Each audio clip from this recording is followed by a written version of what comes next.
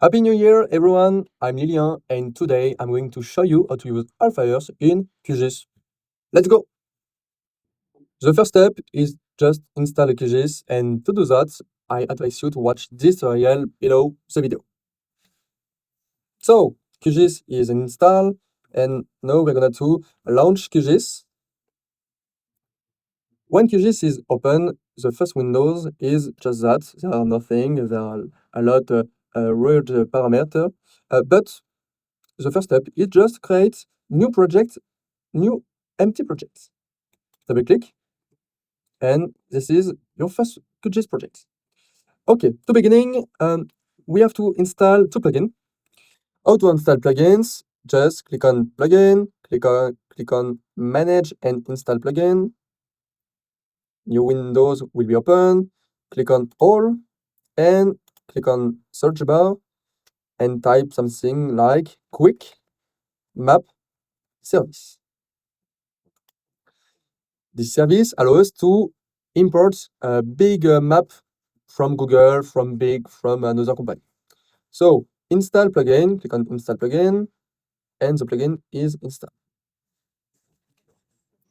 After, remove all and click on Google Earth Engine.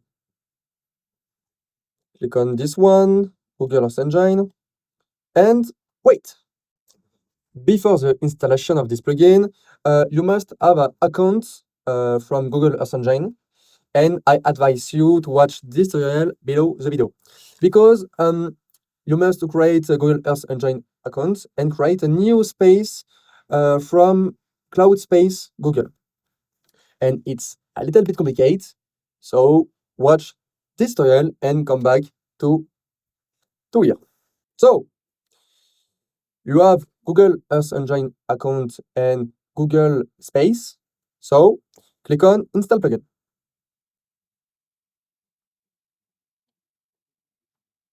The plugin is installed. Okay, you can close this window.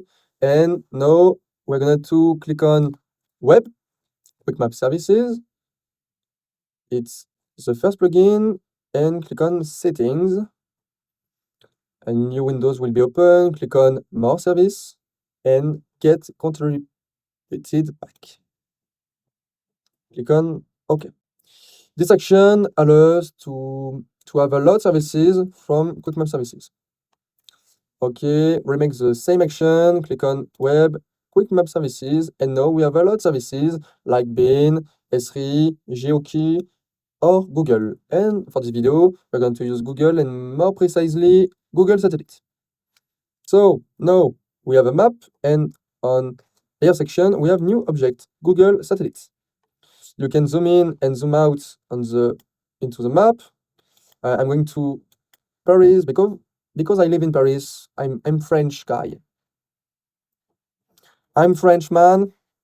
Baguette. Okay. No. Okay. The next step is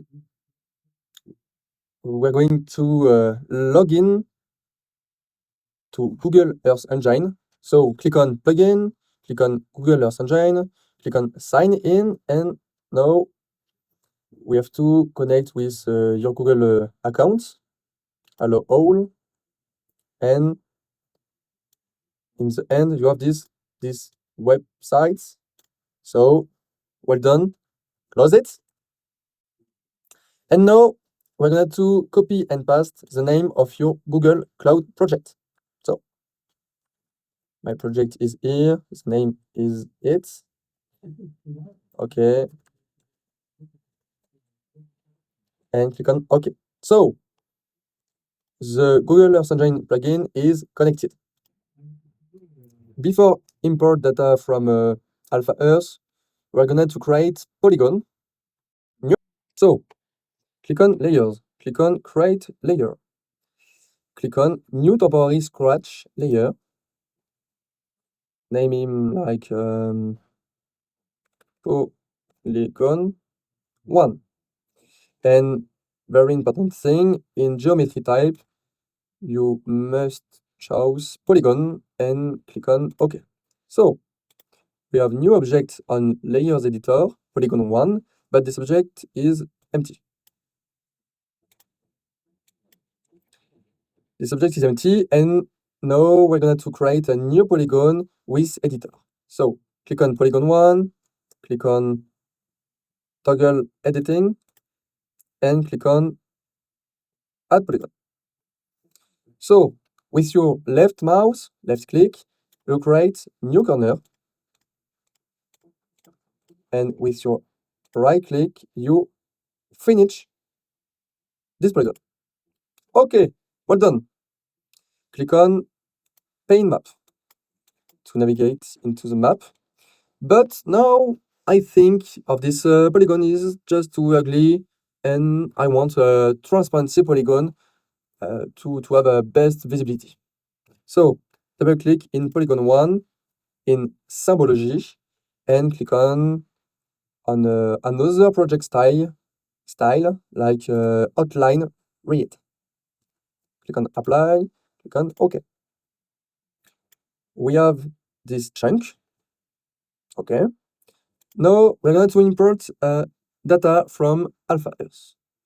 To do that, we're going to click on plugin Python console and click on show editor.